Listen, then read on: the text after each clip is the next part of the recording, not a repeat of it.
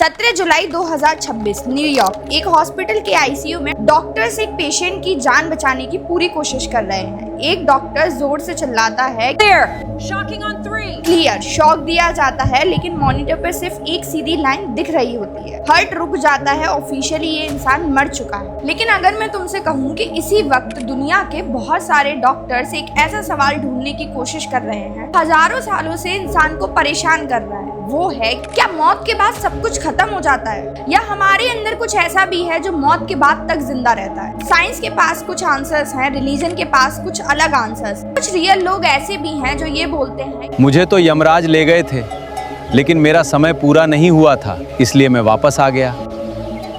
आज हम सिर्फ धर्म की बात नहीं करेंगे या फिर सिर्फ साइंस की बात नहीं करेंगे, आज सिर्फ हम फैक्ट्स की बात करेंगे। So hello everyone, I am Anjali and you are watching seeking fact. आज की वीडियो में हम ये जानने वाले हैं क्या असल में आत्मा होती है या फिर इंसान मौत के बाद पूरी तरीके से खत्म हो जाता है। सबसे पहले एक मिथ क्लियर करने की जरूरत है। जैसा मूवीज में दिखाया जाता है कि इंसान का हार्ट रुक गया तो उसके बाद इंसान की मौत हो जाती है, लेकिन असल में ऐसा नहीं होता है। साइंस के हिसाब से मौत एक इंस्टेंट इवेंट नहीं है, बल्कि एक पूरी प्रोसेस है। डॉक्टर्स जनरली दो इंपॉर्टेंट टर्म्स यूज करते हैं। पहला क्लिनिकल डेथ, जब हार्ट धड़कना बंद कर दे, मतलब जब दिल धड़कना बंद कर दे और सांस रुक जाए। लेकिन अगर इसी स्टेज पर सीपीआर दिया जाए तो पेशेंट को वापस लाया जा सकता है। इसीलिए क्लिनिकल डेथ हमेशा परमानेंट डेथ नहीं होती है। और दूसरी डेथ होती है बायोलॉजिकल डेथ, जब ब्रेन सेल्स ऑक्सीजन की कमी से परमानेंटली डैमेज हो जाएं और बॉडी को रिवाइव करना इम्पॉसिबल हो जाए, यानी एक्चुअली इरिवर्सिबल डेथ मानी जाती है बायोलॉजिकल डेथ। अगर हार्ट रुकता है तो कहानी पूरी तरीके से खत्म नहीं हुई है, लेकिन सबसे खतरनाक शुरुआत यहीं से शुरू होती है। तो आइए अब सबसे पहले ये समझते हैं कि पहले 10 मिनट में आखिर बॉडी के अंदर होता क्या। अब चलिए बॉडी के अंदर चलते हैं। 0 से 10 सेकंड में दिल रुकते हैं, ब्लड सर्कुलेशन बंद हो जाता है, ब्रेन को ऑक्सीजन मिलना लगभग बंद हो जाती है, पर्सन तुरंत अनकॉन्शियस हो जाता है। 20 से 30 सेकंड में ब्रेन की इलेक्ट्रिकल एक्टिविटी बहुत तेजी से गिरती है।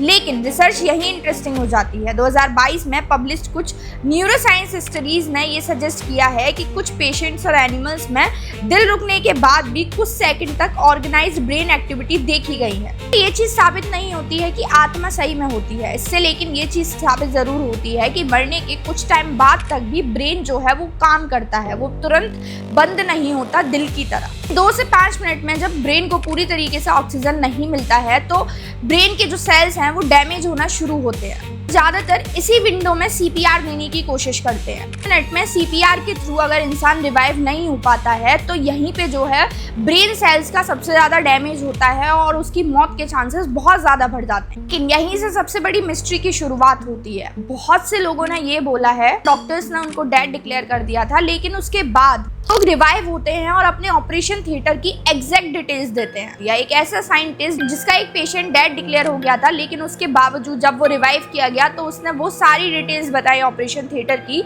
जो वहां हो रही थी। नाम है डॉक्टर सैम पार्निया, क्रिटिकल फिजिशियन। वो एक क्रिटिकल केयर फिजिशियन है। न्यूयॉर्क यूनिवर्सिटी से जुड़े हुए बहुत बड़े रिसर्चर भी हैं। एक इंटरनेशनल प्रोजेक्ट शुरू किया जिसका नाम था अवेयर स्टडी। यही जानना था कि दिल बंद होने के बाद भी क्या इंसान थोड़ी देर तक कॉन्शियस रह सकता है। बहुत सारे हॉस्पिटल्स के कार्डिक अरेस्ट पेशेंट को जो है ऑब्जर्व किया और उसमें से बहुत सारे पेशेंट ऐसे भी थे जो रिवाइव भी हुए थे। कुछ ने ऐसे एक्सपीरियंस बताए जो डॉक्टर के लिए बहुत ज्यादा सरप्राइजिंग थे। ऑपरेशन रूम की आवाजें याद रखी और किसी ने डॉक्टर्स की पूरी कन्वर्सेशन का डिटेल दिया। सारे केसेस वेरीफाई नहीं हो पाए, इसीलिए डॉक्टर पार्निया ने कभी भी इस चीज का वेरिफिकेशन नहीं दिया कि आत्मा या सोल सही में होती है। उन्होंने ये जरूर बोला कॉन्शियसनेस और डेथ के बीच का जो रिलेशनशिप है वो बहुत ज्यादा कॉम्प्लेक्स है, जिसे अभी तक हम पूरी तरीके से नहीं समझ पाए हैं। आज भी रिसर्च का बहुत बड़ा सब्जेक्ट की माने तो साइंस ये बोलती है कि मौत एक प्रोसेस है, एक स्विच नहीं। दिल रुकने के बाद भी कुछ बायोलॉजिकल एक्टिविटीज कुछ समय तक चलती रहती हैं, लेकिन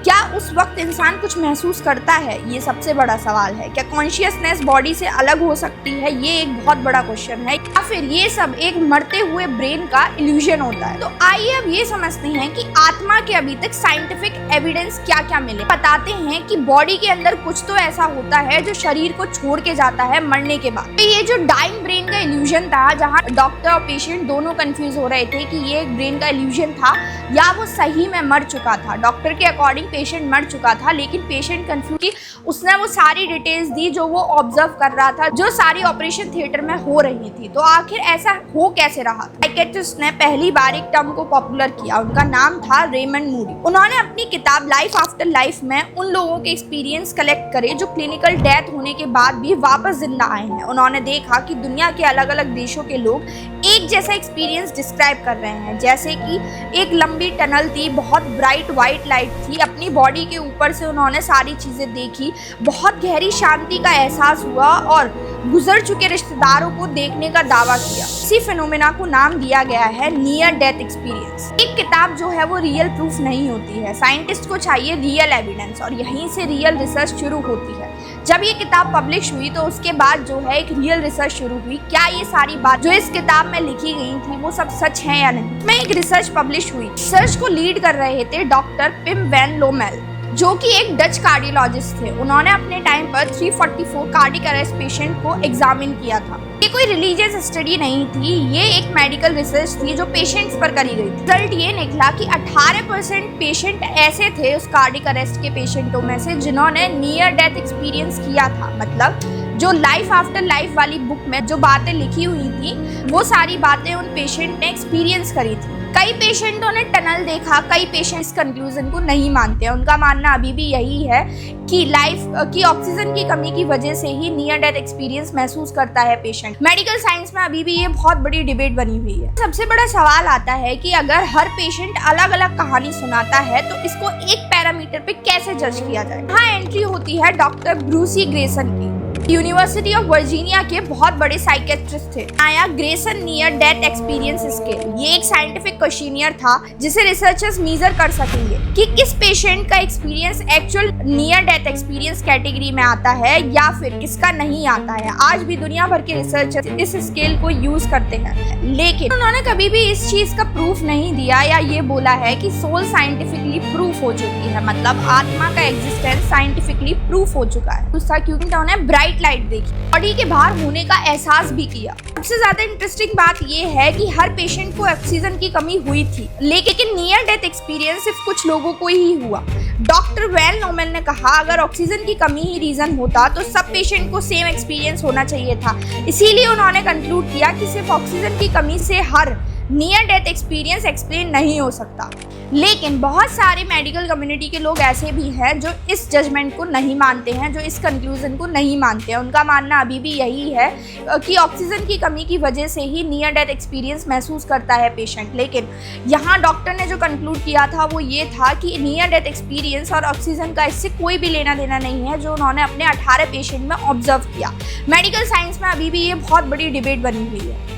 उन्होंने कभी भी इस चीज का प्रूफ नहीं दिया या ये बोला है कि सोल साइंटिफिकली प्रूफ हो चुकी है, मतलब आत्मा का एग्जिस्टेंस साइंटिफिकली प्रूफ हो चुका है। So if you find this video interesting then please do like, share and subscribe to our channel Seeking Facts.